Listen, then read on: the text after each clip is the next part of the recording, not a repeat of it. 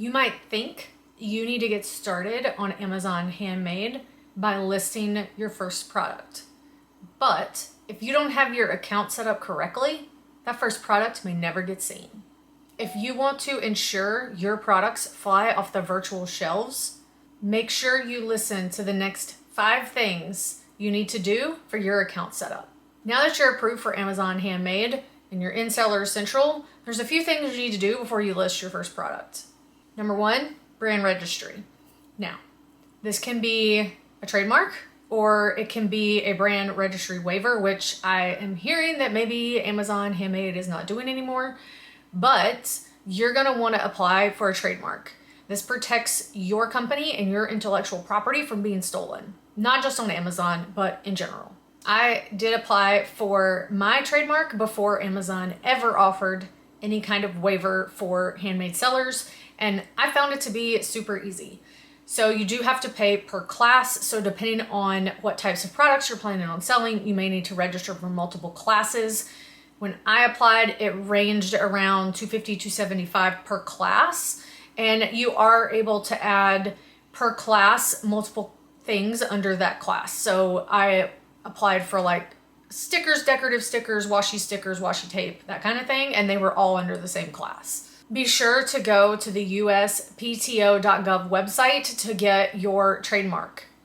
Please don't use secondary websites to get your trademark. They can cost more than they need to be, and it can also lead to fraudulent activity on your credit cards and things. Just go straight to the USPTO. If you want to get a lawyer involved, make sure you go straight to the lawyer to get set up. You're going to want to look for a trademark attorney if that's the route you want to go. If you have a very unique name, like my name for my business is Stormy Creatives, it was very unique. There was nothing registered anywhere. You can actually search for a word mark inside the USPTO. You can search for that word mark. As long as nothing else is using that word mark, you should be pretty set. You can apply, and it took about a year for me to get my trademark, but you can start using that serial number that you're given right away, especially on Amazon. So doing brand registry gets you access to a lot of extra things inside Amazon. It gets you access to A+ content, which is below the product listing on Amazon. If you scroll down, there's a product description area, and if you have A+ content, you'll see that extra information that you're able to fill in. This can be different for different types of products. It can be different for different seasons. So there's a lot you can do with brand registry. Once you apply for your trademark, you can go into Amazon and you can apply for the brand registry. And sometimes it can take a couple of days for that registry to get approved. So while you wait, there's something else you can work on. So number 2, you're gonna wanna set up your account information. So it's important to make sure that everything in your account information is correct so that you get paid. You're gonna wanna set up things like your bank accounts, your tax information, your addresses, and any other pertinent information. My best advice is when you click on the little gear in the top and go to account info, that you click on each individual thing and go through and make sure it's set up the way you want it. That's how I did it, and that's how I made sure that everything was set up correctly. Not only that, you want to be familiar with everything that's inside the account information, especially things like the merchant ID token. So this token is used when you want to set up third-party integrations like QuickBooks per se. You're going to want to use that token to link the two. They also use it if Amazon is running any kind of special conferences or seminars. They'll ask for your merchant ID token so that you get access to the registration. It's just an easy way for them to know who's coming and to kind of police who's signing up. So once you have your account information set up, the third thing you're gonna wanna do is set up your maker profile. So handmade sellers have a unique opportunity to have a separate page that is called the maker profile. And this is also under the account settings. If you go all the way to the bottom, there's a menu item called Handmade Hub. When you click on that, then there's a section, there's like different menu items across the top of the page, and you're gonna wanna click on Maker Profile. In this section, there's gonna be 4 different things, and we'll kind of get into this in another video, but there is a place for you to talk about your brand story, your inspiration. If you offer custom orders, you're gonna wanna make sure this is set up. And like I said, we'll get into details of the maker profile in the next video, but you're going to want to make sure that you get all of this set up so that that's filled out for shoppers to learn who you are as a handmade seller. You can also link to all your social accounts in this Handmade profile. So you're going to want to do that so that people can find you on Instagram or Twitter or Pinterest or wherever. I guess it's not Twitter anymore. It's X. Whatever it's being called today. You're going to want to make sure all those socials are there so that people can find you off Amazon.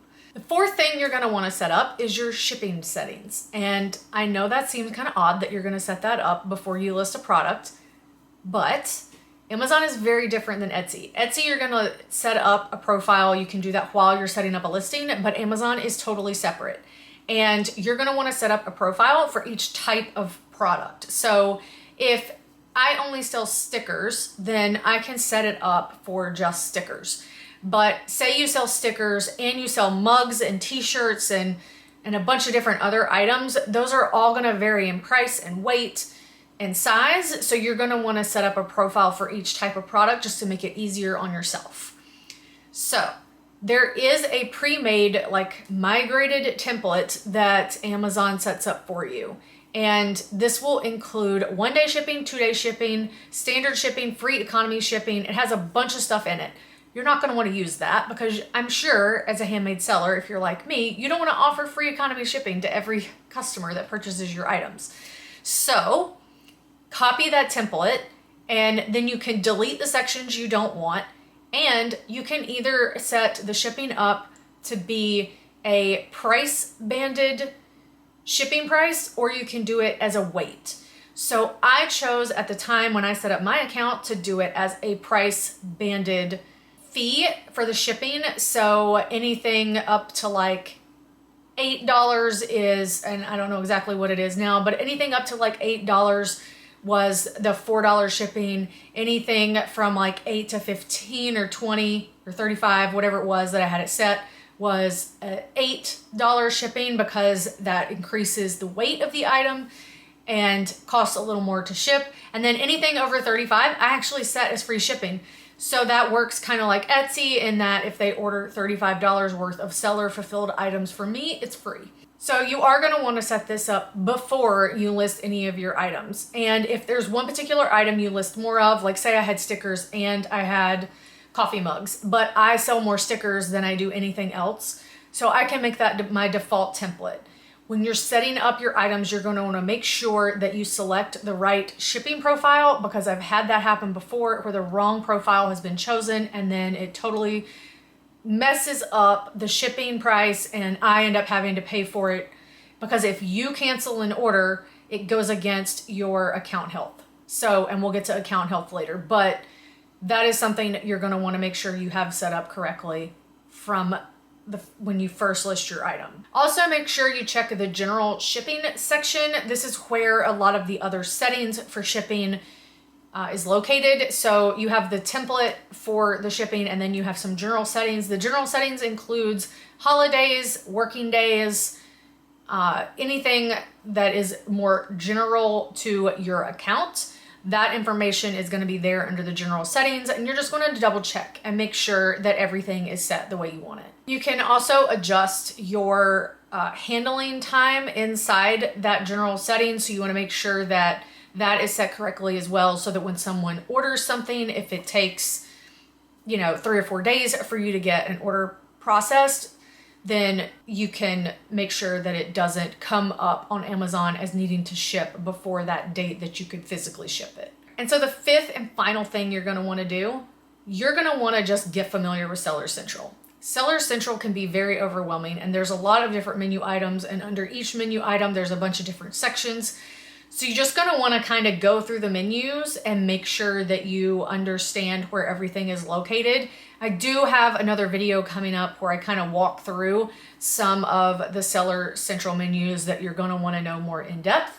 But I recommend just kind of going through all of them and making sure you understand where everything is, so that when you do get started listing your products and you start making sales, you know where to find things. Inside your menus, you're going to find the Seller University. So if On the side of the screen where all the menus are, all the way at the bottom or toward the bottom, there's one called Learning Hub. And inside the Learning Hub, there is a place called Seller University. This is everything that Amazon has ever put together about how to use the Amazon services. This is a great place to go if you have a general question, if you're having problems figuring out something. You can just type it into the help box at the top of the page, or you can go to Seller University and type it in as a search item. And there's tons of videos and articles and requirements and things like fees, like what the fees are for each type of product. That will all be there in Seller University for you, and is a great way to find a quick answer to your questions. All right, you've laid the groundwork for your Seller Central account. But wait, there's one more thing you need to do before listing your first product, and that is your maker profile. This is your golden opportunity to tell your unique story and stand out in the Amazon Handmade marketplace. You won't want to miss the next video where I go through the ins and outs of making a compelling Amazon Handmade maker profile. You're gonna click right here on the screen if the video is already live. If not, be sure to subscribe, and that video will be posted next week. I am thrilled to help you get your Amazon account and Handmade maker profile set up to propel your business to the next level. Bye.